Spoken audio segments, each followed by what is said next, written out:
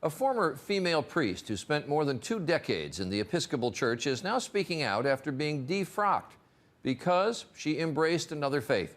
Today, Ann Holmes Redding calls herself both a Christian and a Muslim, but her move to Islam came at a very high price. Dan Harris reports on this woman's test of faith. Ann Holmes Redding was an Episcopal priest for 25 years until a radical test of faith. Several years ago, while she was mourning the death of her mother, she was trying out an Islamic meditation technique that she learned in an interfaith class. And that, she says, is when it happened.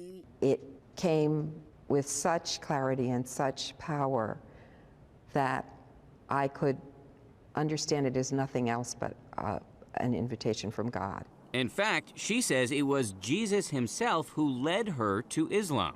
You think Jesus led you to become a Muslim? Yes. Yes. You're laughing. Because I know it doesn't make sense to people. Now, Redding not only prays in church, but she also prays 5 times a day to Allah.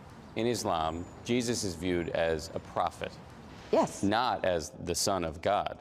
Yes, you're right. So yours is a radical rethink of the Christian scriptures, a rethink that a lot of people would call heretical. Yes, and do, loudly. This spring, the Episcopal Church revoked Redding's right to be a priest. Being defrocked, I would imagine, was a pretty traumatic experience. Yes, that's an understatement. To imagine not being involved intimately in the lives of believing people, helping them understand their relationship and calling, baptizing babies. It's a big loss. It's a huge loss.